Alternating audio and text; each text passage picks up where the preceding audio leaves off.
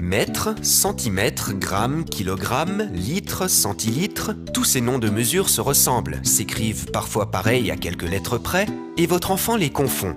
S'il ne repère pas ces unités de mesure et ne sait pas les utiliser, comment pourra-t-il peser la farine pour faire un gâteau? Comment saura-t-il s'il a beaucoup grandi depuis l'année dernière? Dans un premier temps, montrez-lui à quoi servent ces mesures. Et pour cela, le mieux est de lui montrer les instruments qui permettent de mesurer. Vous pourriez faire le tour de la maison et faire l'inventaire de tous ces outils. Par exemple, repérez l'horloge du salon et demandez-lui à quoi cela sert. À mesurer le temps? Et avec quelle unité mesure-t-on le temps? En heures, minutes et secondes. Sortez la balance du placard et là encore demandez-lui à quoi cela sert. À peser? Et avec quelle unité on pèse? En grammes et en kilogrammes. Sortez un verre doseur et demandez-lui à quoi cela sert. À mesurer du liquide et avec quelle unité on mesure? En centilitres, décilitres et litres. Une fois ces bases posées et qu'il n'y a plus de risque que votre enfant sorte la balance pour mesurer une longueur, il est temps de lui montrer qu'il existe différentes unités de mesure. Pour travailler les unités de poids, demandez-lui de faire un gâteau. Il doit d'abord lire la recette puis peser les ingrédients. Vous intervenez précisément à ce moment-là en lui indiquant que l'unité de mesure est le gramme. Et puis, une fois les ingrédients pesés, proposez-lui de peser la grande casserole en la posant sur la balance à aiguille de la cuisine. Quelle sera sa surprise et son embarras quand il verra l'aiguille disparaître de l'écran? À vous alors de lui dire que la casserole est trop lourde et que les grammes sont trop petits pour la peser. Alors, on parle de kilogrammes. Pour lui faire travailler les unités de volume, achetez des bouteilles de boissons gazeuses sous forme de canettes de 25 et 50 centilitres, puis sous forme de bouteilles de 1 litre, 1 litre 5, 2 litres. Et demandez à votre enfant de manipuler ces différents contenants. Il constatera de lui-même qu'une bouteille de 2 litres prend plus de place qu'une canette de 25 centilitres. Il comprendra mieux que les unités de volume peuvent se ranger.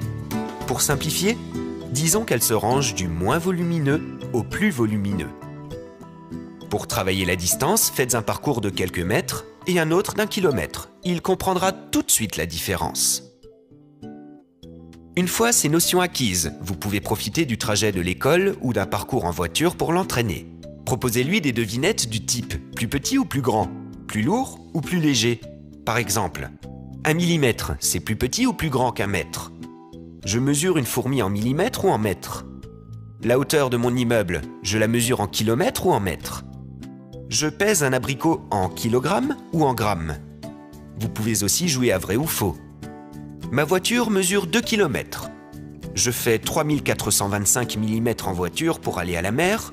Ou encore, papy pèse 87 grammes. Mon crayon pèse 3 kg. Demandez-lui aussi si la voiture se pèse en grammes ou en kilogrammes, si l'arbre se mesure en mètres ou en centimètres, si la journée se compte en heures ou en minutes. Mais tous ces jeux ne sont qu'une première approche. Et votre enfant ne peut pas faire l'économie de savoir par cœur l'ordre dans lequel elle se range.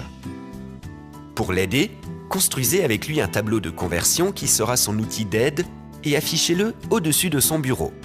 Il gardera ainsi sous les yeux une trace de ce tableau qui deviendra à terme un tableau qu'il pourra reproduire sans modèle quand il devra l'utiliser à l'école.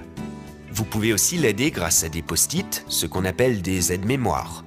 Par exemple, sur son bureau, collez un post-it avec dessus longueur égale mètre, centimètre, masse égale gramme, kilogramme.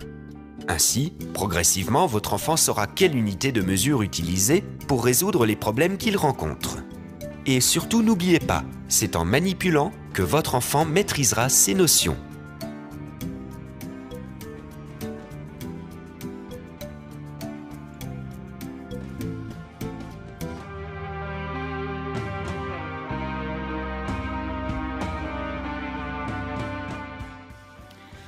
Mesure, les unités de mesure.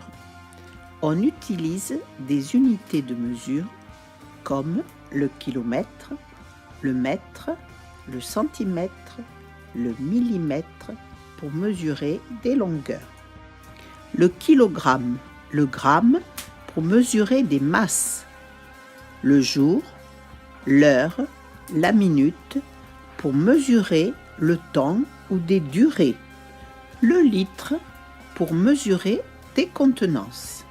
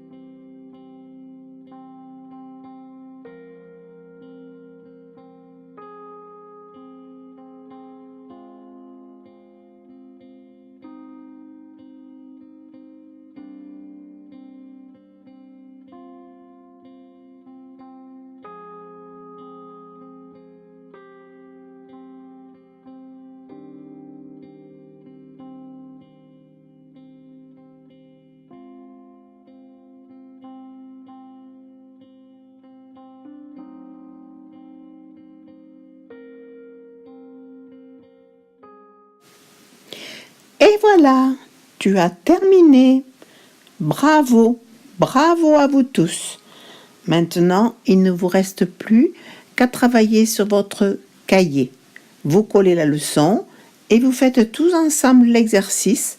Ensuite, vous le collez sur votre cahier ou vous le recopiez. Voilà, je vous embrasse bien fort les enfants. À une autre fois.